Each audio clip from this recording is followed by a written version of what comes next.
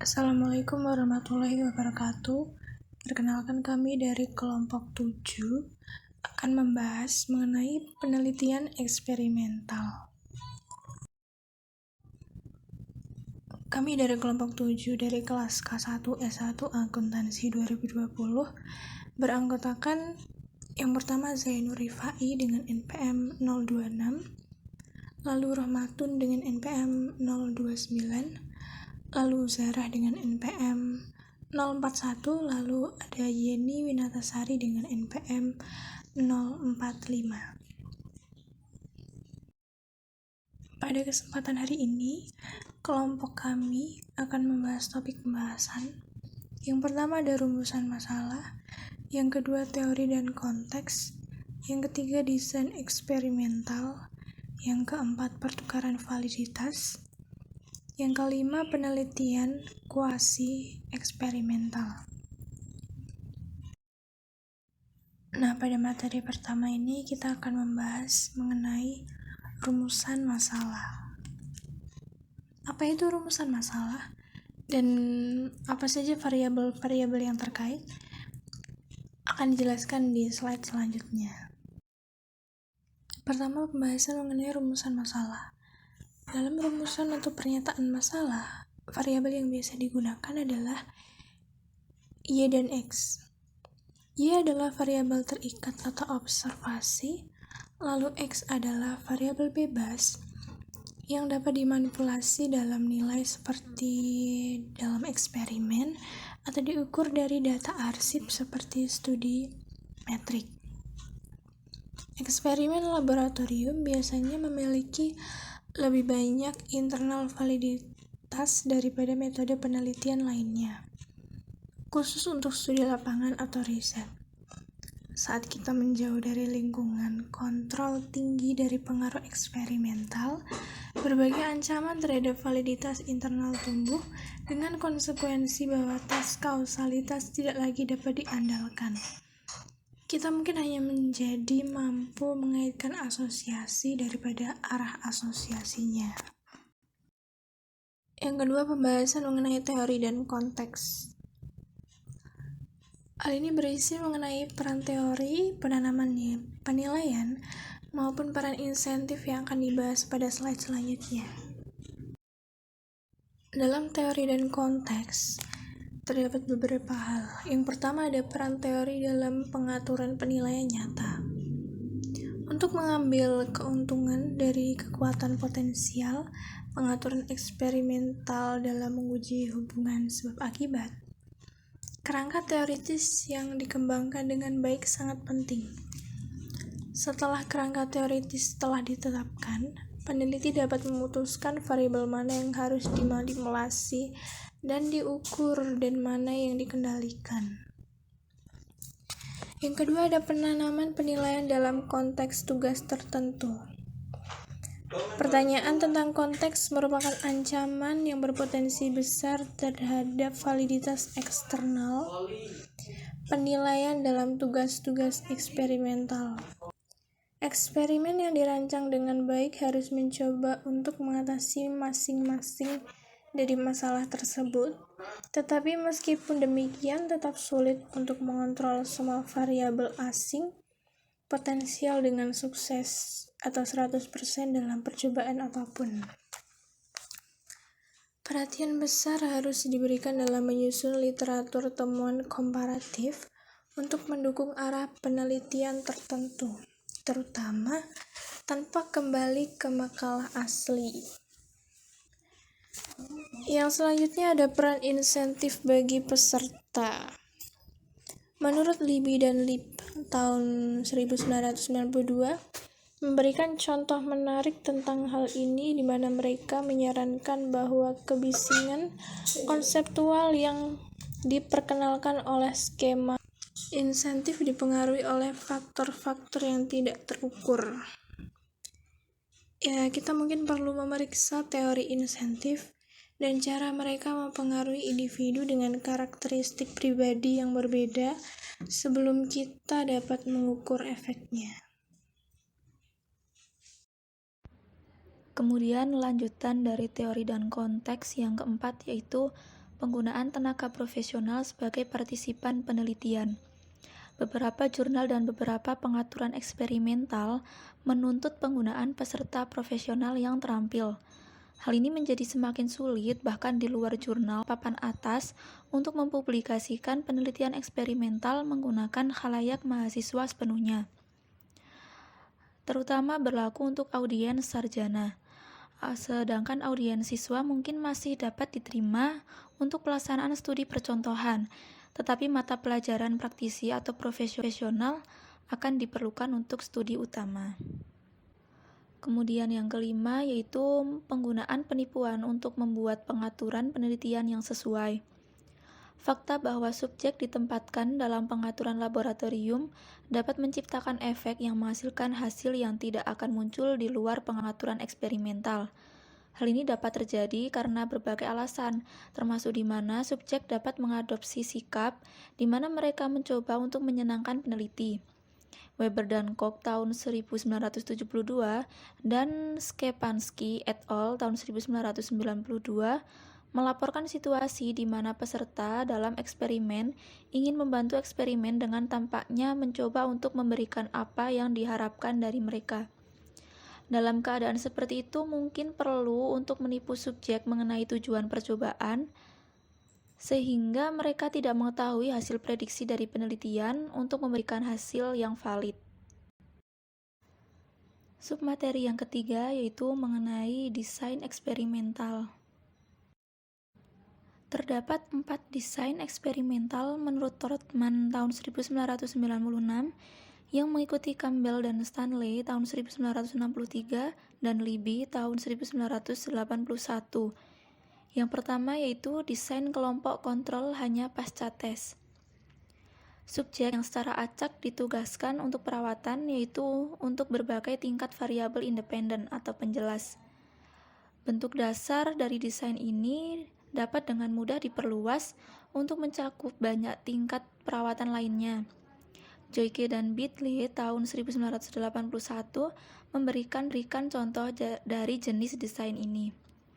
Kemudian desain yang kedua yaitu desain kelompok kontrol pasca tes atau prates.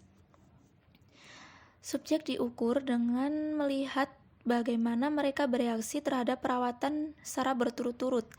Tetapi desain eksperimental sebelum dan sesudah digunakan yang memungkinkan desain penelitian untuk mengontrol perbedaan individu. Meskipun memiliki keuntungan dari kontrol perbedaan individu, penggunaan berulang dari individu yang sama untuk perawatan yang berturut-turut juga dapat menyebabkan masalah potensial, yaitu seperti ada efek belajar serta efek urutan. Tokoh yang memberikan contoh dari desain ini yaitu Heyman pada tahun 1990. Desain eksperimental yang ketiga yaitu desain faktorial antar subjek. Desain ini melibatkan variasi simultan dari 2 atau lebih perlakuan dari variabel penjelas, sehingga kita dapat memantau dampak terpisah mereka pada dependent variabel dan setiap efek interaktif potensial antara variabel penjelas.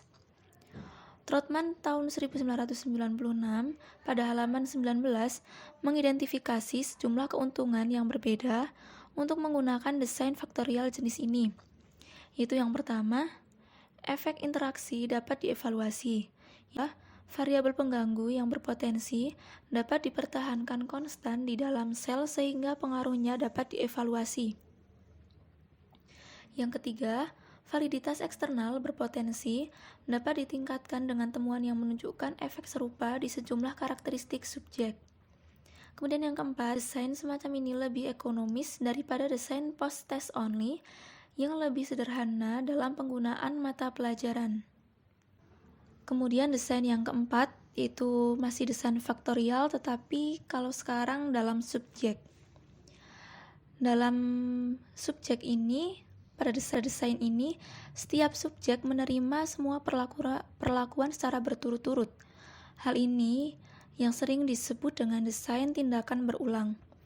Desain ini memiliki beberapa keuntungan yaitu membutuhkan lebih sedikit subjek, kekuatan statistik dari hasil berpotensi lebih besar karena kontrol yang secara implisit diperkenalkan untuk karakteristik individu, dengan asumsi bahwa karakteristik individu tidak berubah secara signifikan antara perawatan yang berurutan.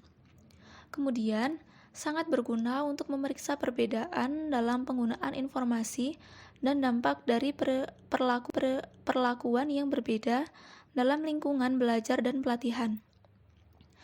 Namun terdapat kerugian yang telah diidentifikasi oleh Brownell tahun 1995 pada halaman 11 dan Trotman tahun 1996 pada halaman 30, yaitu efek permintaan.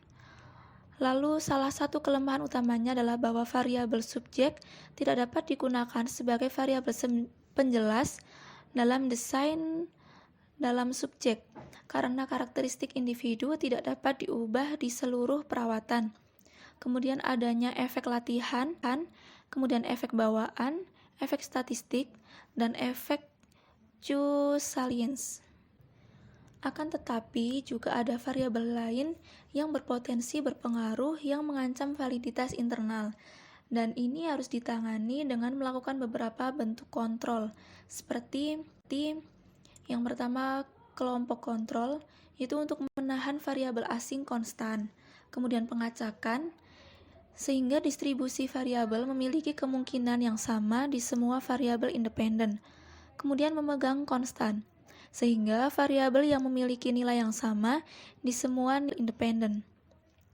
Kemudian pencocokan, sehingga distribusi variabel adalah umum di masing-masing variabel independen.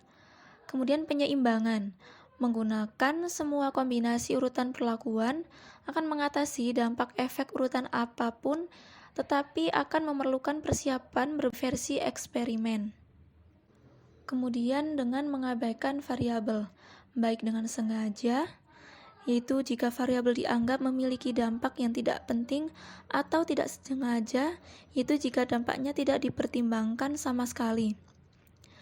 Beberapa variabel mungkin sangat sulit untuk diukur, sehingga masih berusaha untuk menggunakan variabel proksi sebagai gantinya.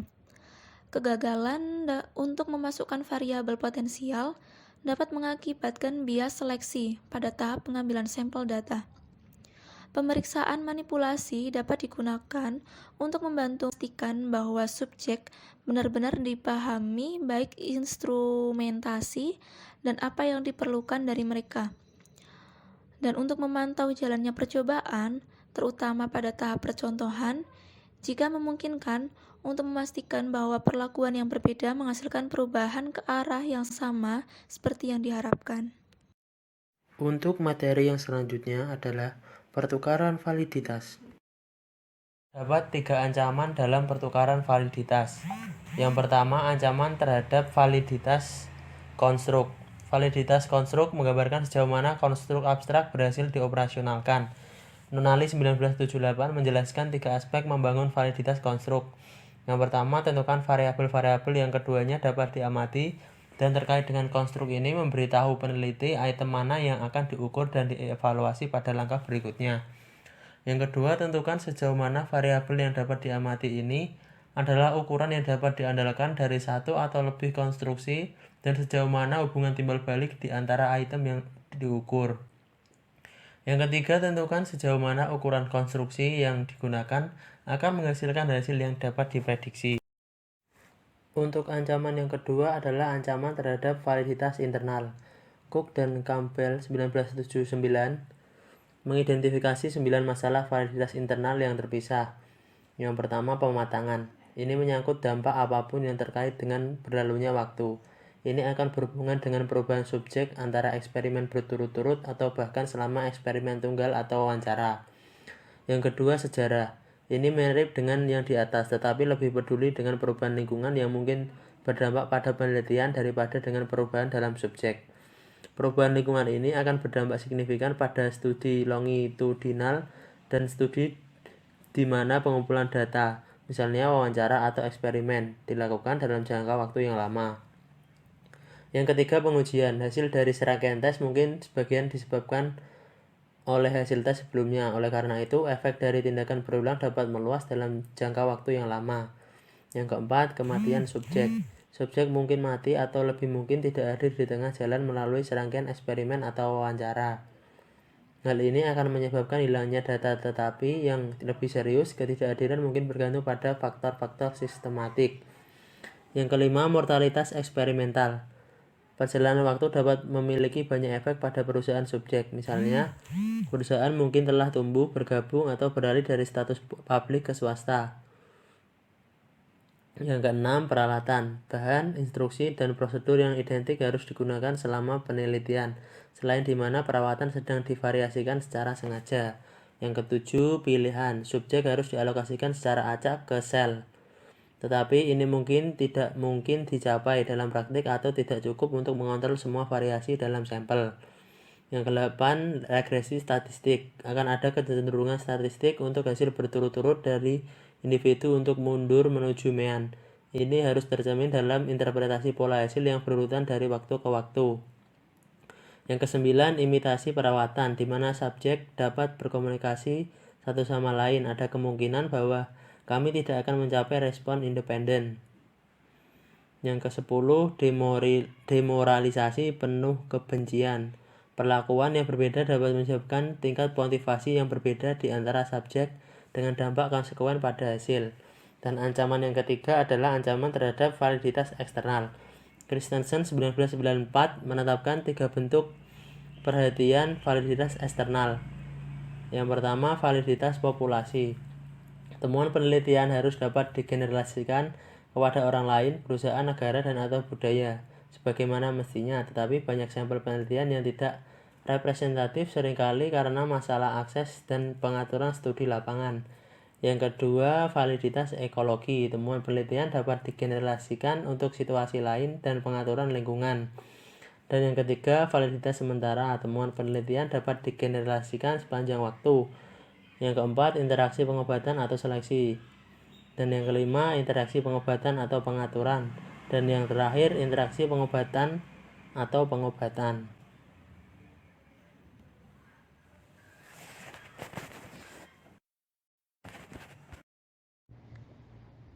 Materi yang selanjutnya yaitu mengenai penelitian kuasi eksperimental.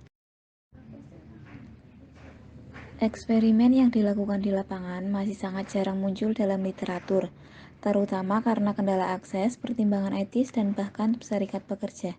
Kendala seperti ini sama sekali tidak membatasi pada tahun 1924, ketika serangkaian eksperimen dimulai yang telah menjadi salah satu contoh eksperimen paling terkenal di lapangan, meskipun sebagian besar untuk alasan yang salah. Eksperimen Hawthorne tetap menjadi indikator klasik tentang apa yang bisa salah dalam kondisi eksperimental ketika perencanaan tidak cukup mengantisipasi berbagai kemungkinan tanggapan. Sejumlah isu penting muncul dari ini yang memiliki implikasi lebih luas untuk penelitian eksperimental. Yang pertama yaitu proses mencocokkan yang digunakan untuk membuat kita percaya bahwa kita mungkin tidak membandingkan yang serupa dengan yang serupa. Pengajakan dalam penugasan subjek ke dalam kelompok lebih disukai, terutama jika peneliti ingin melakukan analisis statistik. Yang kedua, kegagalan untuk mengisolasi kelompok eksperimen dan kontrol di bawah kondisi eksperimen yang identik untuk memberikan ancaman terhadap validitas internal. Yang ketiga, eksperimen awal hanya melibatkan 6 personel wanita, walaupun total lebih dari 40.000 orang dipekerjakan di Hawthorne, yaitu menunjukkan bahwa sampel tersebut hampir tidak representatif. Yang keempat yaitu subjek yang berpotensi tidak kooperatif dikeluarkan dari eksperimen sehingga peneliti mungkin berurusan dengan kelompok yang bias dan tidak representatif. Selanjutnya yaitu ancaman yang diamati terhadap validitas terkait dengan efek Hawthorne dapat dengan mudah dibagi dalam beberapa cara. Yang pertama yaitu indeksikalitas, yaitu variasi perilaku sehari-hari individu dalam eksperimen panjang. Yang kedua, efek eksperimen, yaitu bias yang muncul dari peneliti yang berperilaku berbeda dari hari ke hari dan antar kelompok, memberikan informasi yang tidak diinginkan yang menghasilkan hasil yang berbeda. Yang ketiga, mediasi subjek, yaitu perbedaan yang terkait dengan individu yang menafsirkan persyaratan tugas secara berbeda. Yang lainnya yaitu yang keempat, Ancaman validitas eksternal karena subjek tidak akan berperilaku sama dalam konteks yang berbeda atau bahkan dalam konteks yang sama pada periode waktu berikutnya. Yang kelima, ancaman validitas internal yang terkait dengan penggunaan peneliti yang berbeda untuk administrasi percobaan, karena mereka tidak ditulis atau tidak mendekati eksperimen dengan cara yang sama. Yang terakhir yaitu ancaman validitas internal yang berasal dari asumsi tentang pribadi karakteristik, kemampuan dan motivasi subjek penelitian, serta pemahaman tentang tugas eksperimental dan instrumentasi. Demikian presentasi dari kelompok kami. Apabila terdapat kesalahan dalam pemaparan, kami mohon maaf. Sekian dan terima kasih. Wassalamualaikum warahmatullahi wabarakatuh.